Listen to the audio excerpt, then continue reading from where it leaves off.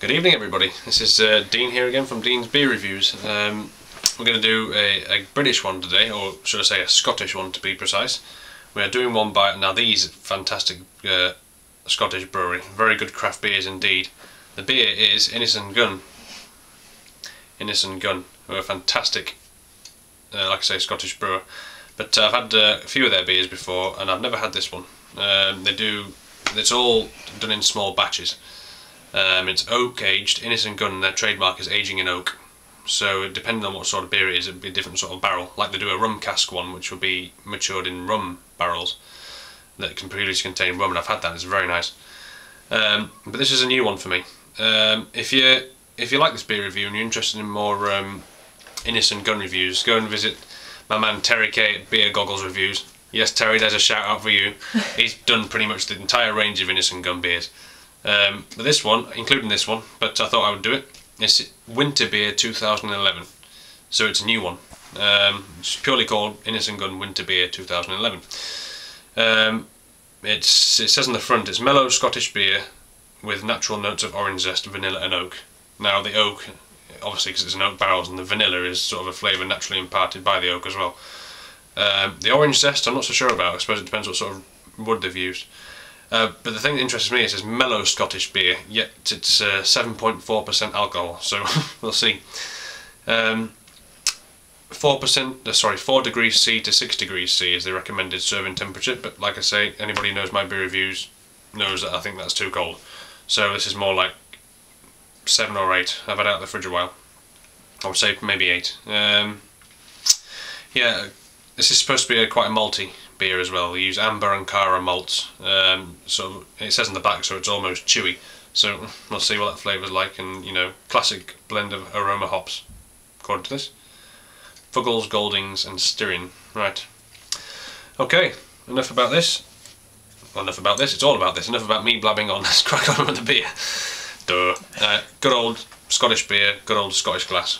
Gordon's thistle glass. There we go. Right. The cap's coming off, the cap's coming off, the cap's coming off, the cap's coming off, it's off. Right. Right. Ooh, wow. It does smell quite mellow, that. Let's pour it out.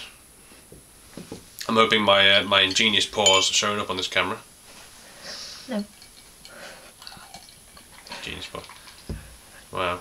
But unlike Terry K from Beer Goggles Reviews, I'm actually pouring it with the head like it's supposed to look. He doesn't like the smell through it, so I like to stick all the beer. There we go.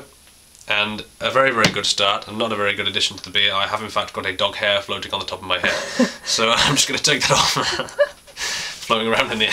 Right. Anyway, yeah, wow, it's just nice. It's almost like a reddy colour, like an ambery. No, not amber. It's reddy. It's like dark red. Fair bit of carbonation coming from the top. The head's disappearing quite quickly. Not much lacing on the head. It's a fairly lightly structured head. But yep, hold up to the light there. Looks good in the glass. Nice deep sort of fruity colour. Let's give it a smell. Excuse my sinuses, folks. I haven't got the best nose in the world. There's definitely a certain spiciness coming off that, and when it said orange zest on the bottle, a little bit of that sort of smell coming through, zesty sort of,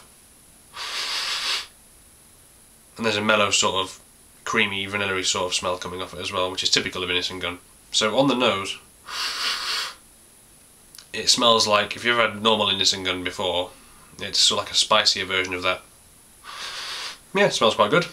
I'm not going to blabber on about the smell too much tonight, because like I say, I've got a bit of a stuffed up nose and I don't want to keep going, because but I can still smell it, so perhaps it would be better if I didn't have this stupid bunged up nose of mine. But yeah, it does. It smells like a zesty, fruity version of Innis Gunn, and it looks good as well. Right, my wife's getting bored, so I'm going to just taste it and get on with it. So cheers folks, and happy winter.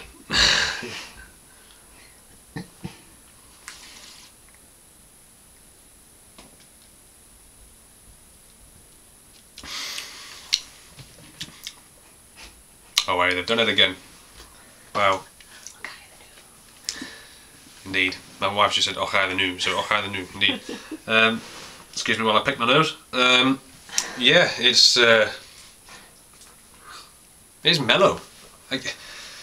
There's not much of a hop bitterness. I can't taste hops very much at all. It's more in the smell than the taste. But as soon as you put it in your mouth, it's just the carbonation that you can see just disappears. It's just really smooth and mellow on your tongue. I'll have another taste.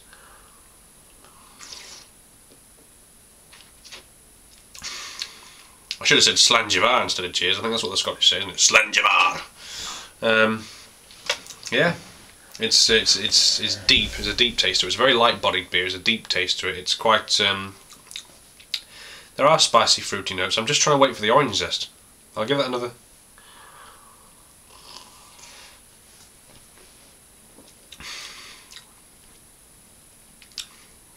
Yeah, it's not so much an orangey taste. It's that tang that you get off, like the pith and the rind of an orange. That sort of tang. It's quite pleasant. A little word of warning though. 7.4% on the ABV. This is probably the best masked beer as far as taste and alcohol goes. I would not guess that was 7.4. Maybe would have said about 6ish. Maybe even a bit lower than that. It's very mellow. It's one for just sort of kicking back and sort of sipping. You know, when it's storming, snowy outside, and you just sort of sat by the fire, sort of, you know, that's the sort of thing you want to be tasting, really. It's really, really mellow. It's chilled. It's laid back. I'll give it a final taste so I can see if I can get anything else out of it. Then I'll give you the summary.